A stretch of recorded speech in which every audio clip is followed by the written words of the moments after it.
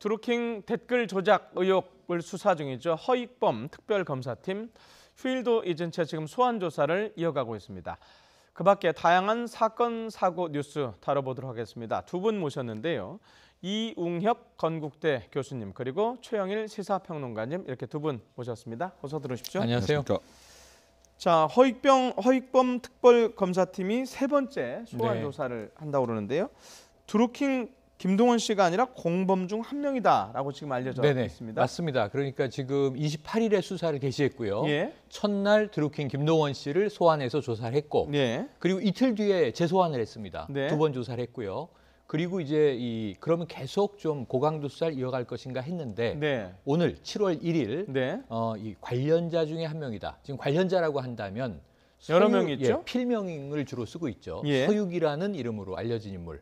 이 인물이 소환됐을 가능성이 높습니다. 왜냐하면 주로 비누 회사를 계열로 운영을 한 이 경영자로 이름이 올라 있었거든요. 네. 근데 그 외에도 뭐 둘리라는 인물도 있고요. 네. 또 솔본 아르테라는 인물도 있고요. 이렇게 여러 인물 3명 정도가 우선 물망에 있는데 차근차근 드루킹 본인부터 관련자, 이 관련자는 주로 경공모의 운영과 관련된 내막을 파악하기 위한 관련자들입니다. 예. 그 다음에는 알려져 있는 것은 지금 2명의 변호사가 등장을 하죠. 도모 변호사와 윤모 변호사, 주로 이제 일본 영사 쪽으로 추천됐던 인물입니다. 그리고 나아가서 그렇다면 청와대에 현재 재직하고 있는 비서관, 그리고 이 김경수 현재 경기도지사로 오늘 취임했습니다. 네. 경기도지사. 네. 이렇게 이제 확장될 가능성을 지금 암시하고 있는 대목으로 보여집니다. 예.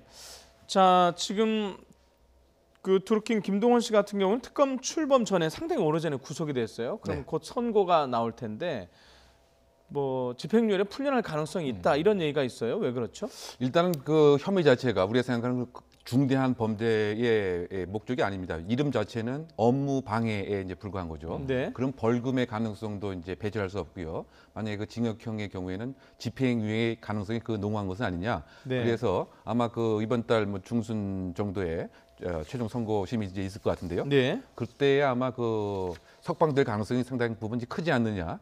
이와 같은 이제 그 예상이 나오는 것이고요. 네. 이제 그랬을 때 과연 현재 그 특검의 입장에서 과연 이제 신병 확보의 방안은 생각하고 있는 것인지 많은 궁금증이 있는 것 같습니다.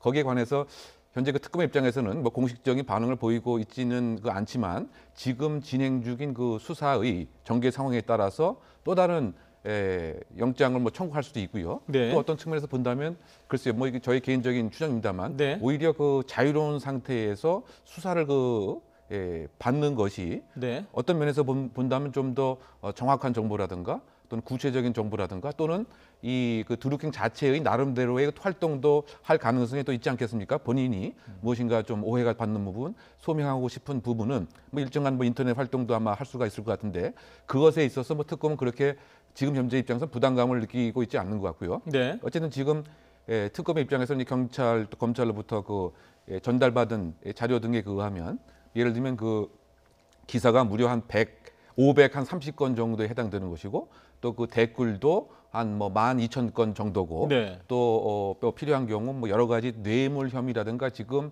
업무 방해죄 이외에 다른 혐의도 사실은 특검을 이렇게 구상을 하고 있는 것 같습니다. 왜냐하면 그 허익범 특검의 첫 반응이 이게 공소시효가 이제 만료가 되면은 어떻게 될 것이냐. 왜냐하면 12월 28일 입장에서 그렇게 됐을 때 정치자금법 위반 또는 뭐 공직선거법 위반만 생각하는 것이 아니다. 다른 혐의도 있다라고 하는 취지의 얘기를 한 것으로 봐서는 사실상 이 단지 공직선거법 위반 아닌 좀 더 큰 그림의 혐의도 가능성이 있기 때문에 지금 입장에서는 네. 7월 중순에 석방되는 것에 대해서는 특검은 뭐 그렇게 부담감을 느끼기보다는 지금 수사에 뭔가 나름대로 좀 진전이 있는 것은 아니냐. 왜냐하면 처음에 역시 허익범 특검이 유의미한 자료가 나왔다라고 하는 것이 무엇인가 이 석방되고 나서의 사안도 마음속으로는 준비하고 있는 것이 아닌가 이렇게 추정해 봅니다. 예. 지금 방금 전에 이제 허익범 특검의 첫 번째 얘기 유의미한 자료 얘기를 말씀을 하셨는데 자, 저희가 유의미한 자료라고 하면 지금 어찌됐든 특검에서 관심 있는 부분이 김경수 네. 당선인과 송인배 비서관 아닙니까? 그렇습니다. 이와 관련한 얘기일 가능성이 높을까요? 그게 가장 높지 않겠습니까? 네. 왜냐하면 지금 특검이 왜 출범을 했나를 생각해 보면 네. 이 야당이 문제 제기하기를 물론 지방선거 훨씬 전입니다만 정권 실세와 연관돼 있을 가능성에 대한 문제 제기입니다. 예. 그러니까 검찰과 경찰이 그렇다면 제대로 수사하겠느냐? 상당히 장기간 수사를 했는데 네. 경찰이 뭔가 제대로 못 밝히더라. 그래서 이것은 반드시 특검으로 해야 한다. 그래서 이제 여야가 국회 내에서 밀고 당기다가 특검이 네. 확정됐고 대통령이 이제 추천 인물 중에 특검을 임명을 한 거죠. 네. 그런데 아까 이제 이 교수님 말씀하셨지만 저는 업무방해 혐의로 포털에 대한 업무방해 혐의로 미미하게 벌금형 정도를 받거나 집행유예로 풀려나면요. 초기부터 특검이 김이 빠집니다.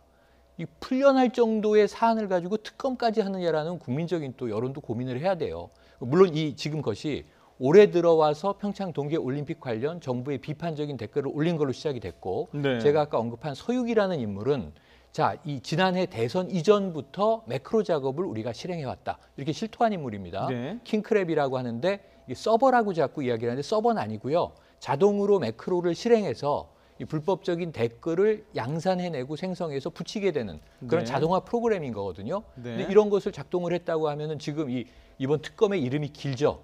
드루킹의 인터넷상 불법 댓글 이 작업에 대한 수사거든요. 네. 특검 조사거든요. 네. 그럼 이제 이러한 것들이 이전 선거에서도 공공연히 있었는가로 이제 타고 올라가야 되는데 정권 실세를 수사해야 되는 상황에서 정작 본인인 드루킹은 집행유예 정도로 풀려나서 버젓이 다니는데 불러다 조사를 해야 한다. 그럼 이건 상당히 특검 초기에 김이 빠질 수 있어요. 그래서 그렇다면은 유의미한 이 자료가 무엇인지, 그것이 범죄의 증거인지 이런 것들을 빠르게 좀 속도를 내서 특검 차원에서라도 드루킹의 구속을 연장하거나 하면서 또는 뭐 관련된 인물들을 빠르게 좀 소환하거나 해야 되는데 이 허익범 특검이 여기에 대해서 크게 염두에 두고 있지 않다면 이것은 특검이 자칫 제가 보기에는 용두사미가 될 가능성이 적지 않아 보인다라는 우려를 좀 달아야 될 것 같습니다. 네, 알겠습니다.